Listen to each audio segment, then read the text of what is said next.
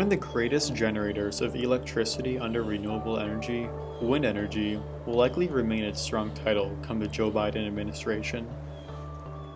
With ambitious plans to allocate and invest around $2 trillion for the United States to reach his target net zero emissions by 2050, and an energy supply that is 100% reliant upon clean energy, wind energy has a solid economic future in store. However, that day is not today. And even if someone with a climate plan was in presidential office, that does not come with a change in people's engraved ways of thinking. There are those that are not yet sold to the idea of an energy grid based out of a sustainable energy source. But what goes on for those without any direct ties to the ongoings of what energy supply is captured that charges their phones and turns on their lights and heats their homes? There are human decision makers that need an idea to be pushed. Narratives and discourses don't just come out of thin air. Some advertisements don't sell a product or a physical item. They sell an agenda. I found one of these advertisements, and it was created by the Texas Public Policy Foundation. The video that they created, The Human Cost of Subsidizing Wind Energy, was made in lieu of a non-peer-reviewed article by Lisa Lanaus of Wind Action. Wind Action is a Lanaus-run content farm that mainly produces headlines and not articles that put wind energy in a negative light. The video appeals to the emotions of rural Texans through the aesthetics of country life being destroyed by physical wind turbines. I see these advertisements on television and they have windmills in the background and people think, oh, they're so pretty. Well, they're not pretty to us when we're surrounded by them. I'm exhausted.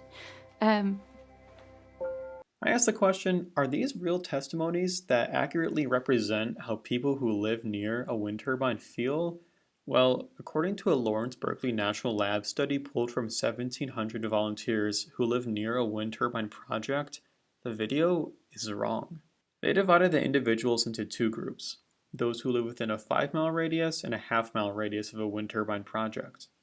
In a 5-mile radius, 57% felt positive to very positive, and 34% felt neutral, leaving a mere 8% as feeling negative. And within a half-mile radius, not much changed. But even with that amount, the Texas Public Policy Foundation gets it wrong again when they refer to the noise that the wind turbines make. Take a look at the intro of their video.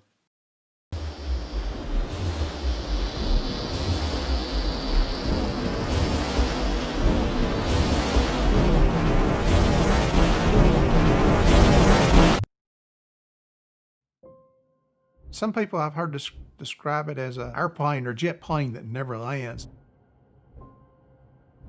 For us, if the wind's out of the north, they roar. It begins with a loud roar. It sounds industrial, cold, heavy, and even dangerous.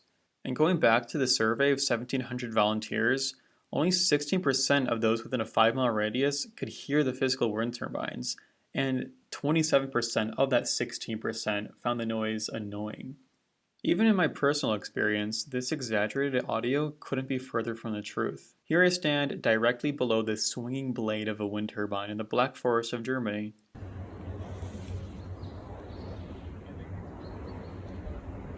Did you hear it? Take another listen.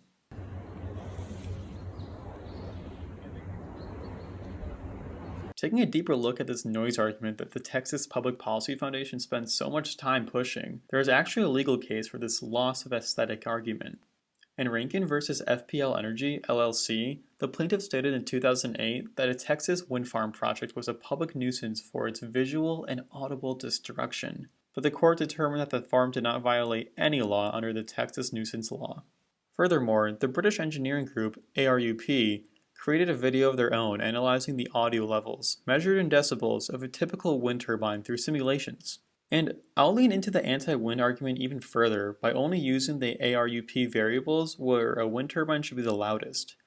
At their closest range of 250 meters, and a day with the lowest background noise, which is about 40 decibels, and that's equivalent to water steam or a library. Before I show their simulation, there are two noteworthy displays on their legend. Here, we see our 250 meter distance, and at the bottom is the sound that the wind turbines making and the sound of the background noise, measured in decibels. The following is their results. Finally, let's move in almost to the foot of the turbine, just 250 metres away. A calm day.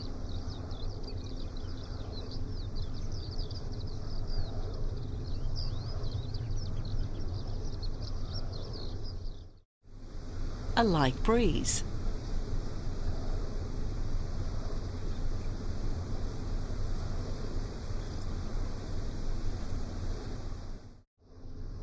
And with no background sound.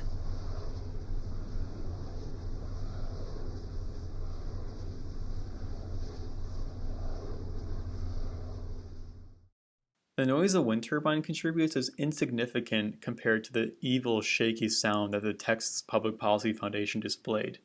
This research demonstrates that their video is fictional to reality, and again, even with their closest measurements away from a wind turbine on the calmest recorded day. Thus far, the Texas Public Policy Foundation advertises a narrative that is spatially inconsistent with people's general feelings towards wind energy, and then they heavily and dangerously exaggerate the nuisance of a sound a wind turbine generates. So what's this all about? What's the bigger picture that they want their audience to understand? What's the call to action here? My hope is that all of the subsidies are gone, because if the subsidies go away, these will not be profitable, and the wind turbines will go away. They're not making money off of the electricity, they're making money off of what the government is giving them. This misleading statement is dangerous for the audience because it pushes them away from understanding the reality of how wind energy works. So the video first targets the emotional appeals of rural Texas life being destroyed by wind turbines, and now they're politicizing these false pushed agendas. Wind turbines in Texas aren't just breaking even, they're making a lot of profit, with $53.1 billion in capital investment in 2019, which offset 49 million metric tons of carbon dioxide and 24 billion gallons of water that could have been used in a fossil fuel plant, according to the American Wind Energy Association. Narratives and ideas oftentimes have ties back to real people, especially in this example that attempts to politicize rural Texans against investing in wind. The people connected to the narratives, it turns out, have ties themselves. Take when the Charles G. Koch Foundation donated more than $1.9 million to the Texas Public Policy Foundation in 2017. This video is just one of many anti-wind ads. I'm able to safely declare that the rural Texan actors shown in the video do not represent the spatially scaled feelings towards wind energy due to incorrect environmental information communicated by human agencies.